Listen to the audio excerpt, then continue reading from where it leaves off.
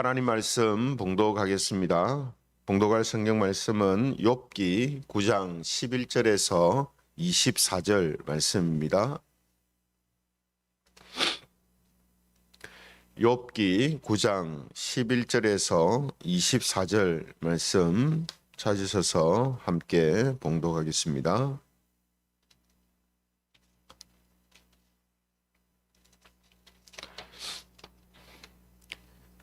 욥기 9장 11절부터 제가 봉독하겠습니다. 그가 내 앞으로 지나시나 내가 보지 못하며 그가 내 앞에서 움직이시나 내가 깨닫지 못하느니라.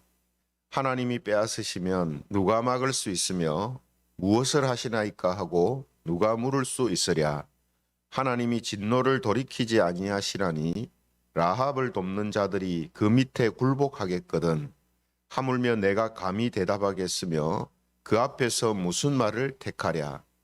가령 내가 의로울지라도 대답하지 못하겠고 나를 심판하실 그에게 간구할 뿐이며 가령 내가 그를 부르므로 그가 내게 대답하셨을지라도 내 음성을 들으셨다고는 내가 믿지 아니하리라. 그가 폭풍으로 나를 치시고 까닭없이 내 상처를 깊게 하시며 나를 숨쉬지 못하게 하시며 괴로움을 내게 채우시는구나. 힘으로 말하면 그가 강하시고 심판으로 말하면 누가 그를 소환하겠느냐. 가령 내가 의로울지라도 내 입이 나를 정죄하리니 가령 내가 온전할지라도 나를 정죄하시리라. 나는 온전하다마는 내가 나를 돌아보지 아니하고 내 생명을 천히 여기는구나. 일이 다 같은 것이라. 그러므로 나는 말하기를 하나님이 온전한 자나 악한 자나 멸망시키신다 하나니 갑자기 재난이 닥쳐 죽을지라도 무죄한 자의 절망도 그가 비웃으시리라. 같이 읽겠습니다. 세상이 악인의 손에 넘어갔고 재판관의 얼굴도 가려졌나니 그렇게 되게 한 이가 그가 아니시면 누구냐. 아멘. 오늘은 전능하신 하나님을 경험하라. 전능하신 하나님을 경험하라. 이런 제목을 가지고 하나님 말씀을 함께 살펴보겠습니다. 오늘 본문을 함께 우리가 보았는데요. 오늘 이제 본문을 한번 이렇게 쭉 보시면 여러분은 지금 욥이 오늘 본문에서 하나님을 폭군이라고 말하는 것처럼 그렇게 보이십니까? 아니면 하나님의 다른 면에 대해서 지금 말하고 있는 것처럼 그렇게 보이십니까? 오늘 이제 본문에서 욥이 어떤 의도로 말하는지를 알아야 그 다음에 나오는 내용들을 우리가 바르게 이해할 수 있기 때문에 오늘은 이 부분을 이 성경 구절을 좀 살펴보면서 저와 함께 중점적으로 살펴보겠습니다. 먼저 이제 욥이 하나님을 마치 폭군처럼 말하는 것처럼 그렇게 보이는 구절들이 있는데요. 몇 군데를 보면요. 12절에 이렇게 이야기를 합니다. 12절에 보면 하나님이 빼앗으시면 누가 막을 수 있으며 무엇을 하시나이까 하고 누가 물을 수 있으랴 이렇게 이야기를 합니다. 그러니까 하나님을 지금 빼앗는 분으로 그렇게 표현하고 있죠. 또 17절 18절에 보면 이런 말씀도 있습니다. 17절 18절 그가 폭풍으로 나를 치시고 까닭없이 내 상처를 깊게 하시며 나를 숨쉬지 못하게 하시며 괴로움을 내게 채우시는구나 라고 말합니다.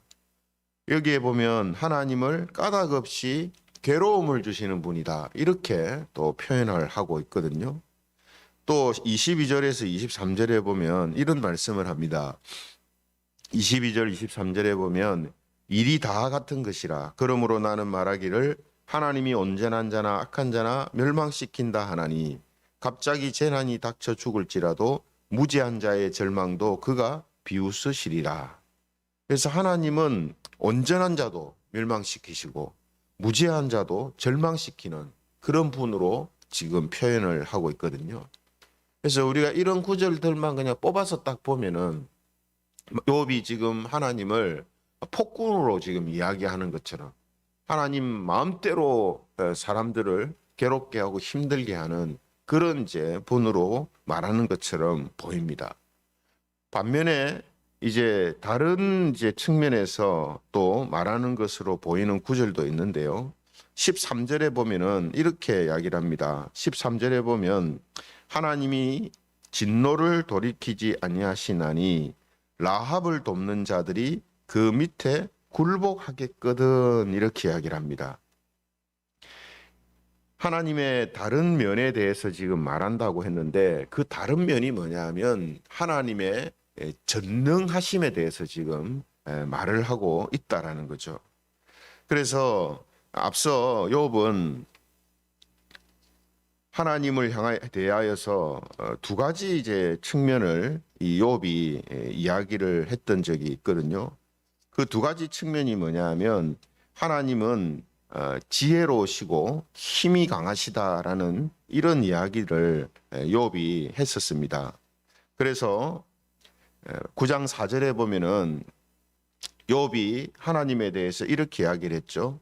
9장 4절에 보면 그는 마음이 지혜로우시고 힘이 강하시니 그를 거슬러 스스로 완악하게 행하고도 형통할 자가 누구이랴, 이렇게 했습니다.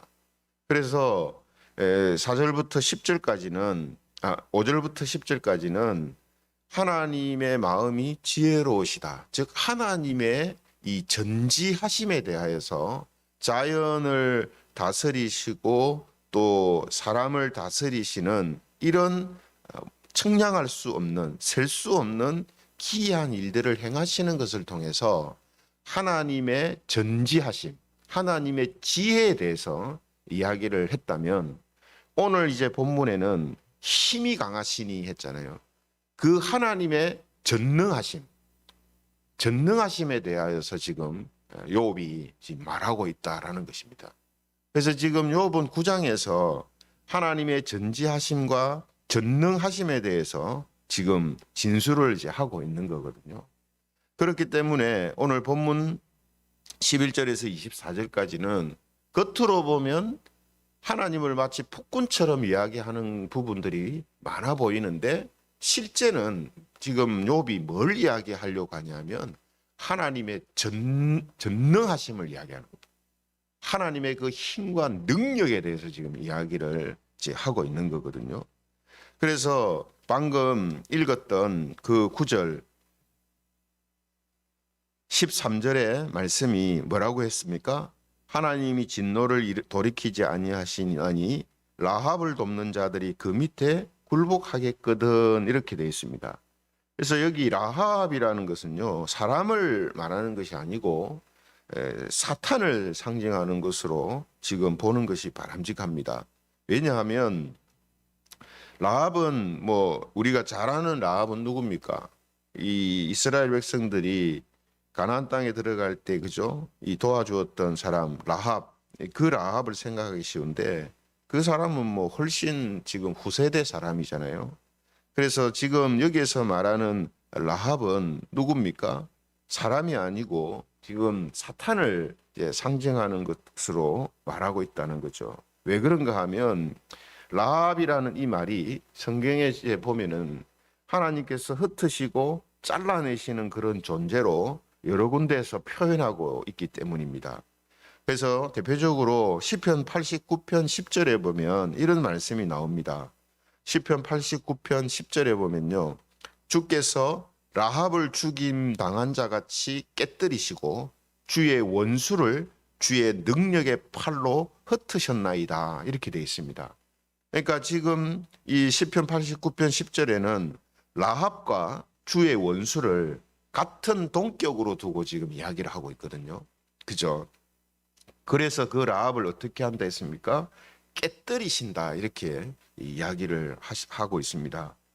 또 이사야 51장 9절에도 라합이라는 단어가 나오는데 이사야 51장 9절에 보면 여호와의 팔이여 깨소서 깨소서 능력을 베푸소서 옛날 옛시대에 깨신 것 같이 하소서 라합을 점이시고 용을 찌르시니가 어찌 주가 아니시며, 이렇게 이야기합니다. 그러니까 이 용이라는 것은 이 성경에서 이 사탄을 상징하는 그런 표현으로 지금 자주 나오고 있는 거거든요. 근데 이 용과 라합을 역시 또 같은 동격으로 두고 지금 표현을 하고 있습니다. 그래서 하나님이 이 라합과 용을 찌르시고 그죠? 굴복시키신다라는 이런 의미로 지금 라합이라는 단어를 사용하고 있는 것을 우리가 보게 됩니다. 그러므로 지금 이 13절에 오늘 본문 13절에 라합을 돕는 자들을 그 밑에 굴복하겠거든 하는 이 말씀은 하나님이 진노하시면 하나님을 대적하는 존재를 돕는 자들을 다 굴복시키시는 그런 막강한 힘을 갖고 계신다라는 그런 뜻으로 욥이 이야기를 하고 있는 것입니다. 그리고 이제 19절에는 보면 이런 말도 하죠. 19절에 보면 힘으로 말하면 그가 강하시고 심판으로 말하면 누가 그를 소환하겠느냐 이렇게 이야기를 합니다. 역시 이 구절도 하나님의 그 힘과 능력에 대해서 즉 하나님의 전능하심에 대하여서 지금 표현을 하고 있는 거거든요. 그렇기 때문에 지금 이 구절만 아니라 다른 구절도 자세히 보면 하나님의 그 힘에 대해서 능력에 대해서 지금 말하고 있는 것으로 지금 볼 수가 있습니다. 그렇죠? 그렇기 때문에 지금 욥이 오늘 본문에서 말하고자 하는 의도는 뭐냐면 하나님은 폭군이다.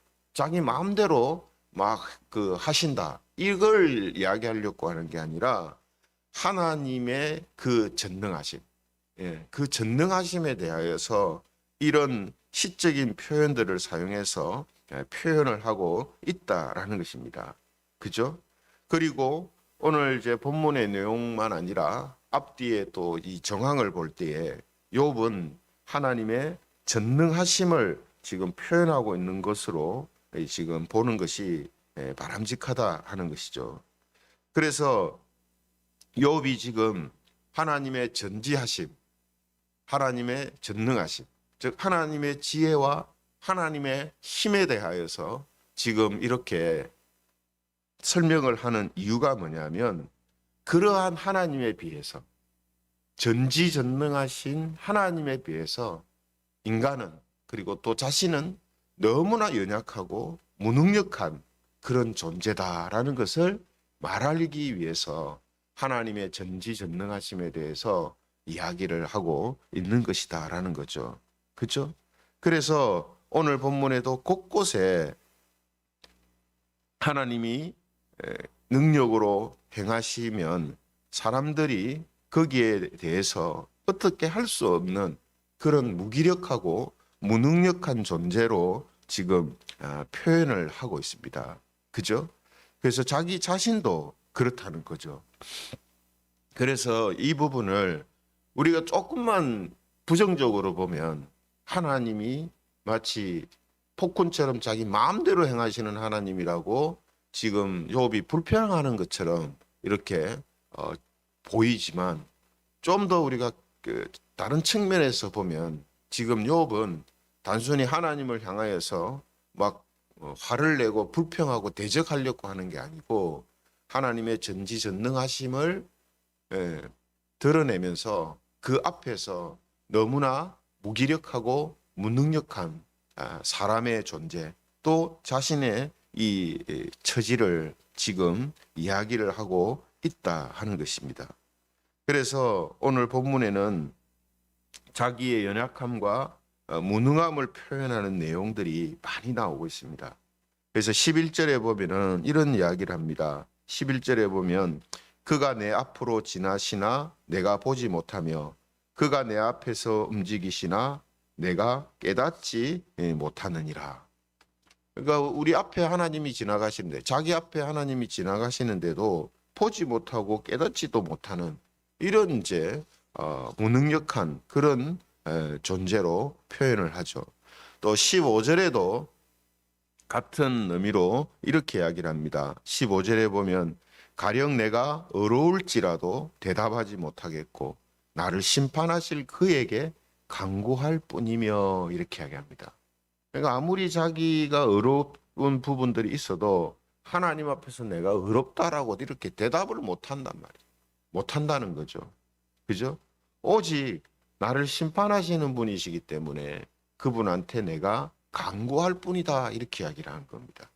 또 20절에도 보면은 이렇게 이야기를 합니다. 20절에 보면 가령 내가 어려울지라도 내 입이 나를 정죄하리니 가령 내가 온전할지라도 나를 정죄하시리라. 그러니까 하나님 앞에 자기가 어렵다 하는 어려운 게 있어도 자기의 어려움을 말할 수 있는 게 아니고 오히려 자기 입을 가지고 자기를 정죄할 수밖에 없다는 거죠. 그만큼 하나님의 지혜와 하나님의 능력은 사람이 측량할 수가 없고 또 거기에 대항할 수 없는 그런 전지전능하신 하나님이다라는 것을 이야기를 하고 있다는 거죠. 따라서 오늘 욥은 본문에서 이사야 선지자가 이사야 45장 9절에 말한 것과 같은 생각으로 말하고 있는 것입니다. 이사야 45장 9절이 무슨 말씀이냐면 이사야 선지자가 이런 이제 이야기를 합니다. 이사야 45장 9절 질그릇 조각 중 한 조각 같은 자가 자기를 지으신 이와 더불어 다툴진대 화 있을진저 진흙이 토기장이에게 너는 무엇을 만드느냐 또는 네가 만든 것이 그는 손이 없다 말할 수 있겠느냐. 그러니까 지금 이사야 선지자는 하나님을 토기장이 그리고 사람을 토기에 비유하면서 토기장이가 사람을 이래 만들든 저래 토기를 이렇게 만들든 저렇게 만들든 만들다가 무너뜨리든 깨뜨리든 누가 토기가 그걸 가지고 토기장이한테 말할 수 있냐는 거죠. 토기는 아예 그렇게 할 수 없는 자체를 할 수 없는 무능력하고 그죠?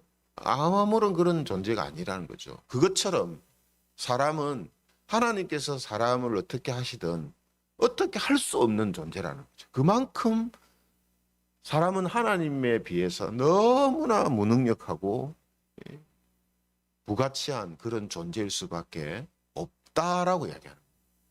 토기장이가 있어야 토기가 빛이 나듯이 사람은 하나님이 계실 때에 하나님의 손에 빚어질 때에 비로소 가치를 발휘할 수 있는 존재다라는 사실을 지금 이야기를 하고 있는 거거든요. 그것처럼 지금 욥은 바로 이걸 이야기하는 겁니다.